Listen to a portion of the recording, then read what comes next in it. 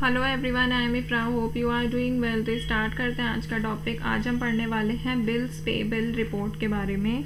तो आपने देखा होगा प्रीवियस सेशन में पढ़ा था amount receivable and bills receivable देखा था, फिर एजिंग रिसीवेबल्स की रिपोर्ट्स क्या होती हैं, कैसे उनको हम चेक कर सकते हैं, कैसे रिपोर्ट्स को व्यू कर सकते हैं, वो इसमें समझा था। तो सबसे पहले क्या करेंगे, कंपनी को ओपन करते हैं। यहाँ से रोहन ट्रेडर्स ओपन किया है यहाँ पे, और कंपनी जो है ओपन हो गई है। ठीक है, सभी ऑप्शंस एक्टिवेट हो गए हैं। अब क्या समझेंगे, सबसे पहले अगर हमें रिपोर्ट्स देखनी होती है तो कहाँ पर आते हैं, डिस्प्ले मेन्यू पर, और टॉपिक कौन सा चल रहा है, आउटस्टैंडिंग एनालिसिस। तो आउटस्टैंडिंग एनालिसिस में अमाउंट रिसीवेबल हमने पढ़ लिया है, बिल्स रिसीवेबल भी कंप्लीट है। नेक्स्ट था हमारा, इससे प्रीवियस सेशन में देखा था एजिंग रिसीवेबल की, मतलब हमारा अमाउंट जो अनपेड है वो कितना, यहाँ पर उसकी एक तरह से बोल सकते हैं एज बताता है कि ये 30 विद इन 30 डेज़ है, 31 to 60 डेज़ है, ये सारी चीज़ें। तो आप क्या देखेंगे इसमें, यहाँ पे अमाउंट्स पेबल क्या कहता है, तो अमाउंट्स पेबल या फिर बोल सकते हैं यहाँ पे नीचे आएंगे और बिल्स पेबल, दोनों को समझेंगे।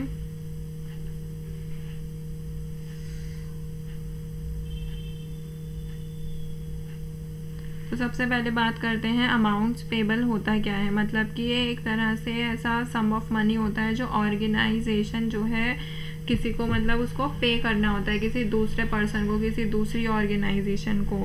तो जैसे आप समझ सकते हैं, यहाँ पर आपने यहाँ पे परचेज़ किया है, कोई भी शूज़ खरीद लिए क्रेडिट पर, मतलब कुछ सामान परचेज़ किया बट कैसे, क्रेडिट पर।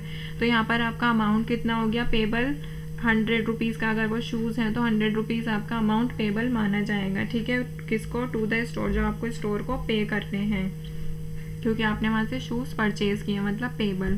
तो अमाउंट पेबल यहाँ पे एंटर करेंगे। अब यहाँ पे एंटर करते ही 3 ऑप्शंस आ रहे हैं, अकाउंट सारे देखना चाहते हैं, group of account wise report देखना चाहते हैं, या फिर किसी अपने सिलेक्टेड अकाउंट्स की रिपोर्ट देखना चाहते हैं कि हमें इस अकाउंट की रिपोर्ट देखनी है। तो मतलब ये किससे रिलेटेड होता है कि आपने अगर कुछ परचेज़ किया है उधार पर और वो अमाउंट आप अभी नहीं दे रहे हैं, बाद में पे करेंगे, तो वो कितना अमाउंट जो है बाद में पे करना है, वो डिटेल्स आपको इसमें सारी मिल जाएंगी कि आपको किस किस कंपनी को, किस किस ऑर्गेनाइजेशन को अमाउंट बाद में देना है।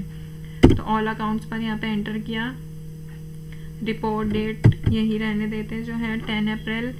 अकाउंट कैसा शो होना चाहिए, नेम के थ्रू। अगर आपने यहाँ पे अकाउंट का पार्टी नंबर डाला है, कोई भी डेटर हो क्रेडिटर हो, तो यहाँ पर अगर आपने एंटर कर रखा है तो इसको यस कर देंगे, मैंने नहीं किया तो नो है यहाँ पर, और इसको F2 पर एंटर करेंगे। तो यहाँ पे क्या है, मिस्टर राज है जो कौन है, क्रेडिटर है, मतलब इनसे हमने सामान परचेज़ किया था, कितने का, बैलेंस कितना शो हो रहा है यहाँ पे, 500 रुपीज़।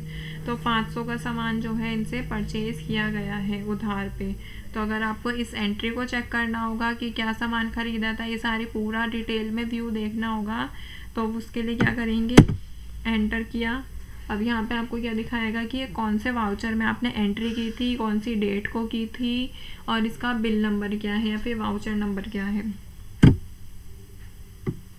एक और बार एंटर किया तो पूरा जो वाउचर है वो यहाँ पे ओपन हो जाएगा कि कौन सी डेट को एंट्री की थी, किसको की थी, क्या आइटम जो है परचेज़ किए थे। पेन खरीदे थे, 50 पेन थे, 10 रुपीज़ का पर पेन था, और यहाँ पर क्या है, टोटल अमाउंट शो कर रहा है। तो ये सारी डिटेल आपको मतलब बिल्कुल कॉम्प्रिहेंसिव मिल जाएगा यहाँ पे सारा व्यू। अब ये तो हो गई ऑल अकाउंट्स, मतलब हमने एक ही अकाउंट पे एंट्री कर रखी है इसीलिए वो शो कर रहा है। अगर मैं यहाँ पे एक और उसमें यहाँ से इसको हटाते हैं, एडमिनिस्ट्रेशन पे जाते हैं, मास्टर्स पे अकाउंट ऐड करते हैं एक और, यहाँ पे क्रेडिटर बना लेते हैं, mister Sohan, sundry creditor, F पर एंटर किया और इसको कर लेंगे सेव। ट्रांजैक्शन परचेज ऐड पर एंटर करेंगे, यहाँ से 5 तारीख का ही कर लेते हैं, वाउचर नंबर 5 डाल देते हैं, वाउचर नंबर 5 है, 6 डाल देते हैं। पार्टी कौन बनाया अभी हमने यहाँ पे, सोहन। ठीक है, कौन है हमारे क्रेडिटर। अब इनको यहाँ पे हम क्या परचेज कर रहे हैं, इनसे पेन परचेज कर रहे हैं 160, यहाँ भी 40 क्वांटिटी जो है परचेज कर रहे हैं 15 रुपीज़ के अकॉर्डिंग, मतलब 600 का जो है अमाउंट हम उधार पे परचेज करेंगे। टैब से नीचे आएंगे और इसको सेव करेंगे। तो ये बोल रहे हैं न्यू रेफरेंस, क्योंकि हमने इनसे अभी तक सामान ख़रीदा नहीं है, इसीलिए न्यू रेफरेंस डालेंगे यहाँ पे। रेफरेंस नंबर 6, अमाउंट कितना है और ये कब ड्यू डेट है इसकी, तो यहाँ पे हम डालेंगे 15 तारीख इसकी ड्यू डेट है। तो ये एंट्री जो है हमारी सेव हो गई है। अब यहाँ से क्या करना है, डिस्प्ले पर आएंगे, अमाउंट पेबल, ऑल अकाउंट्स, दोनों एंट्री जो है यहाँ पर अब शो हो जाएंगी। पहले क्या था, सिर्फ एक ही शो हो रहा था। अब दूसरा अमाउंट कितना हमें हमारी कंपनी को पे करना है, मिस्टर सोहन को 600 रुपये और मिस्टर राज को 500 रुपये जो है पे करना है, ठीक है। तो यहाँ पे देखेंगे ग्रुप ऑफ अकाउंट कि आप ग्रुप वाइज अगर रिपोर्ट देखना चाहते हैं तो यहाँ पर एंटर करेंगे और सिलेक्ट करते हैं सन्ड्री डेटर्स, कब रिपोर्ट डेट रखनी है वो देखेंगे।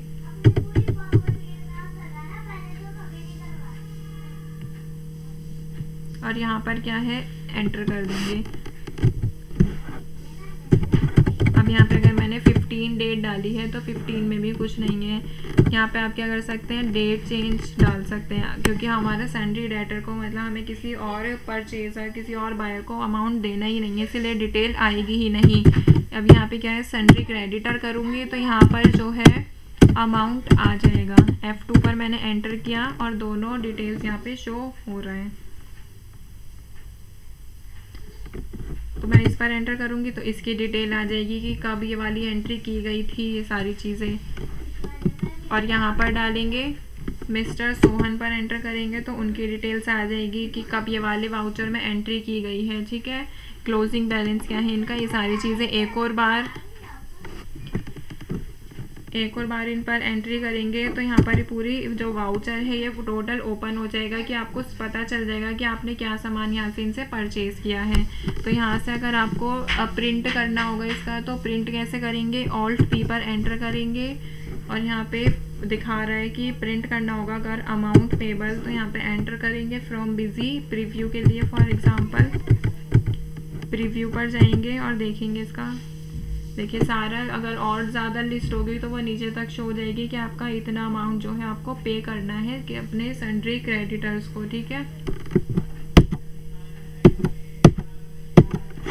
अब यहाँ पे क्या है, सिलेक्टेड अकाउंट्स, क्या आपने जो अकाउंट बनाए हैं उनको आप यहाँ से क्या कर सकते हैं, स्पेसिफाई कर सकते हैं अपने अकॉर्डिंग, सिलेक्ट करके चूज़ करके उनकी रिपोर्ट जो है यहाँ पर देख सकते हैं। तो यहाँ पर हम जाएंगे शो ऑल लिस्ट पे, मतलब सारी लिस्ट जो है यहाँ पर आ जाएगी।